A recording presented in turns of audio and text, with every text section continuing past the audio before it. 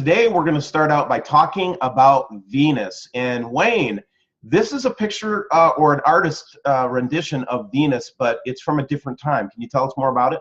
Yes, this is actually from a scene in The Alien Sky by the Thunderbolts Project.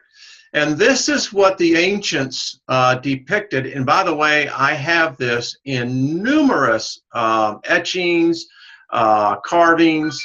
But I wanted to show you this, Steve, because check that out. And this is what I got last night. This is what Venus is starting to look like. Wow, that's Venus from last night, then, you're saying? Yeah. And in fact, I captured a number of stills. Look at this. Now, Steve, we know that's probably one of the best ones right there. Look how the Venus is almost in a crescent right now. But you look at that, and you look at that. Are we seeing possibly? I don't know. What do you think? Well, again, what I look at here is the first thing that we learned last week, which is just blowing my mind to this day, is that Venus is a comet. Yes, okay. I'm convinced of it. Yeah, it's a big, huge comet planet that got caught in our orbit. That's what happened. I agree with you. I think that, that is a crazy concept, but continue on because I'm going to pull up another one to validate that very point, Steve. So give me 1 second here. No, while you do that, I'll just continue the thought. So the thought is that Venus isn't what we were taught it was. No. Okay? And that's what's really, really starting to disturb me is now that I'm getting the physicists weighing in on it and telling me what Venus really is, this thing can be pushed around like a ping pong ball. Yes, sir, it can. Absolutely. And so why has it been stable since we've been observing it? Because there hasn't been any big outside influences on it yet. No. And here's another comparison from Mesopotamia. That's right. And then they show, like in the Western art, they show basically a god driving this thing.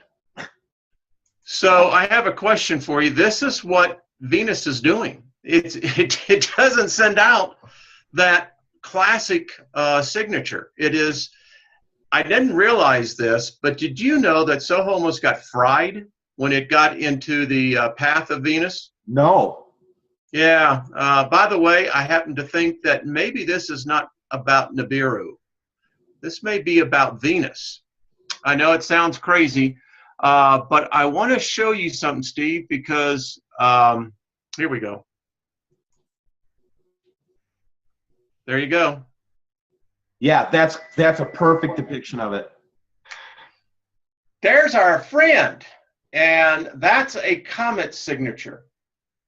So we talk about, like, when we talk about a second solar system, you know, what it brings into my mind, Wayne, is that we might be looking at some kind of a dark star, you know, brown dwarf, whatever. We're going to look at some evidence today about what we're seeing on that front. But if you look at the two objects, the one that's going to be more likely to be bounced around is Venus, because Earth is basically being held in place by electromagnetics. Exactly. We got a solid connection to our sun. Right, and always have had it. Yep. It's like they say, we are one of the, what do they say, the natural heirs. Yeah, think about it this way. Think about Venus is not a magnet and we are a magnet. Good point. Good point. And, you know, it changes the dynamic, Steve, of how we perceive comets. I mean, Venus is nearly the same size of Earth. So the idea that you could have a comet the size of a planet kind of defies exactly what we think in relationship to a comet. All right, so what we're trying to say is that we don't, what I think the Steiger Olson report is trying to say here is that Venus is an enigma. It's not as cut and dried as we used to think it was. What's that a picture of? Holy crap. This is what mankind becomes when he sees the universe. Because the universe is never going to be mastered by man. Never. Never. Never. But Steve, we got some things. Now I have a lot of viewer, that subscribers that are sending pictures. We'll try to get all of those of Venus. I did want to point this out, Steve. This is the other unusual thing about Venus, why we know it's not of the origin of this solar system. That tells you right there. Yeah, just the fact that it's not in the same, it doesn't follow the same orbital dynamics of a rock planet. And on its axis, it reverses than us. But Well, all the rest, that it came in a reversed orbit, or yes, precisely. I think it may have come in. I don't know. we Could don't have know. been the last time one of these brown dwarfs passed by. I don't know. Well, again, I think that's a good time for us to shift over to something here, Wayne, if you don't mind. All right. I'll Take it on over. Yep, I'll take it over for a minute here, and okay. Now, on March 27th, the Earth would have completed another, almost 1/8 of a rotation around the sun, and we will not see Venus up in the southwest sky anymore. What we're going to see is nothing. We'll see nothing. Spot where Venus is supposed to be, unless the atmosphere is continuing to be ionized. Which Bingo! Because now I'm thinking as we get Earthshine, right? Right. Well, Earthshine, right? Okay. Okay, this following, I could be wrong on this, but with the amount, how Venus is right now so lit up, I don't see that going away. It's going to be directly between us and the sun. Yeah, I don't know, even because right now we should only be seeing it at and then here's a good perspective on it. By the way, there's Jupiter behind Venus.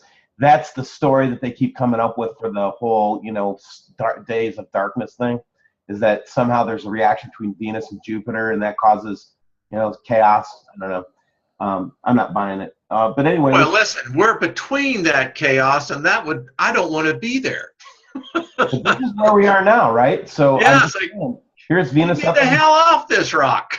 Yeah, here's the Earth and Venus and Mars, just the way you'd expect it to be. We should be able to start seeing Enki here pretty soon, and then we go to March, 20, just go to 27th, just to whatever, and boom, all of a sudden Enki's on its way out, or on its way through its perihelion, and here's Earth, Venus, etc. Yep. Oh my, oh my. And then pretty soon it will be in the southeast sky. Now, the relationship. I'm boring people when I do this, watching me drive, No, actually, because it's how we learn. And then here we go. As we get into summer, Venus will be in the. In May, it'll start to be in that opposite sky. Yeah, it'll be in the morning sky. Right. Yep. As it should. Yeah. Where's Jupiter? Comet 67P and Jupiter seem to love each other. Yeah. They seem to be hanging out.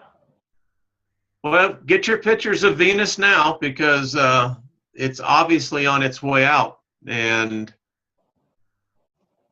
that's interesting. That's good. We know what to expect now. Our audience knows what to expect. And if what we expect doesn't happen, then it just means that solar system scope is messed up. And I doubt that very much. I think they do the best they can to keep up on the current celestial positions and stuff. But that proximity of Earth and Venus is really an interesting event coming up. These two gentlemen that actually and space imaging, photograph. Yep. P&K. Look them up on the internet. So this is Venus. It's hot.